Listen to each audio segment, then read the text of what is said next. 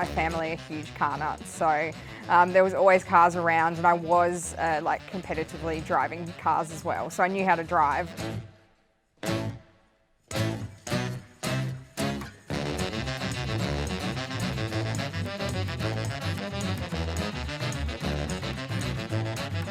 The Holden's been in my family since new, so my grandpa bought it in 1957 and he put plastic seat covers on it new, drove it around for a little while, and he wanted an upgrade, so he sold it to my great-grandpa, and my great-grandpa then drove it until the 90s, garaged it, and then I came to have it when he moved into a nursing home in the mid-2000s.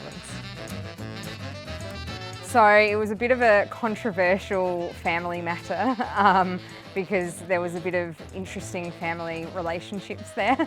So the car was actually secreted away by my parents into my other grandparents' property for a few years until I was able to restore it. So I didn't really know any of this had happened until I was a bit older. But yeah, so it was bequeathed to me in a sense.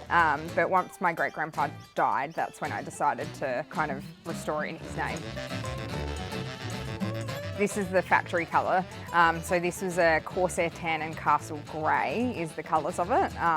And you can actually see still on the engine bay, on the firewall, the original chalk writing that says that that's what the colour was supposed to be out of factory. So it's almost like a cream caramel, like the cream caramel lollies or something like that, but it's just such a quintessentially 1950s colour scheme.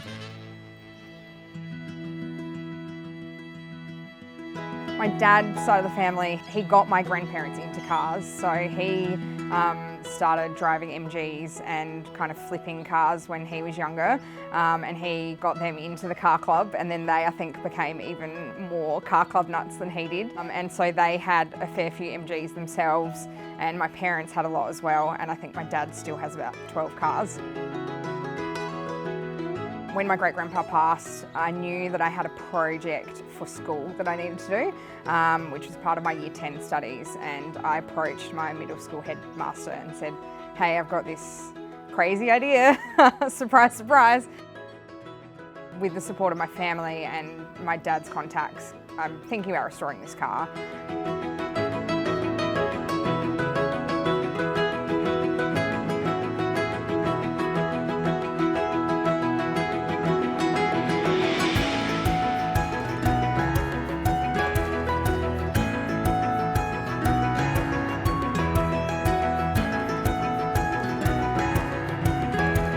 When I got my L's, it was cool to be able to drive a 3 on the tree and learn how to drive in a car that's very different to what we drive now. My friends, I think they were excited for me, but I think it's a very foreign kind of concept. Very stereotypical of me, I think. They were very much like, oh, of course, she's got a vintage car. She couldn't do anything normally. I was very privileged to go to a private school, so most of the other girls really didn't have much interest in cars remotely. So I was the one trying to, teach them how to drive manual or things like that. So it was a bit odd. It was never my daily car by all means, but made me stand out, that's for sure. Doing my first spate of Birdwood in 2009, 2010. Must have been around 16 or 17 at the time. The youngest person that was actually entered under their own name, that's for sure. I reckon I went with my dad with L plate. When I was a little bit older, I had seen a fair amount of cars by that point through the tracks of doing different shows and things that I kind of went, I think I've got a pretty good chance of maybe placing, but it would be cool to just even be judged just to get that feedback and talk to all the other people that are in that same boat. It's always a bit of a kick to get that recognition, so that's why I decided to do the concourse aspect of it 100%. Obviously having the concourse at the parade grounds, it was a bit wet, which was less than ideal because I definitely don't take the car out when it's raining as a general rule of thumb. But no, it was a fantastic day. It was really great to see a combined group because we don't normally see the pre-57 and post-57s together. And yeah, very honoured to come second place, so that was great. I think actually the funniest memory was when I did my first beta bird with my partner. overtaking all of the other cars coming up the freeway.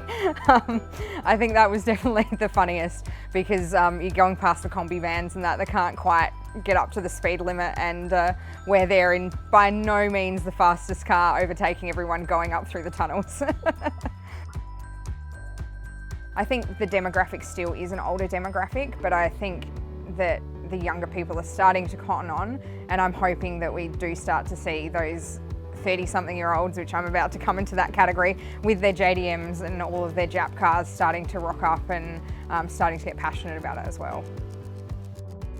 Now we're seeing in that kind of influencer culture as well, there's a few girls that I follow that have got really cool cars like Corvettes and things like that that are starting to make it the norm, and I want to just really encourage people to really be their own individual, especially girls. If they want to drive an old car, that's their prerogative, they can do that, and you know what, they should learn how to do that, and they should inform themselves and seek that from the people that are around them, because their support networks are great, and there is people out there that will want them to succeed, and there's nothing better than seeing another cool chick driving down the road in whatever the car they're in, so.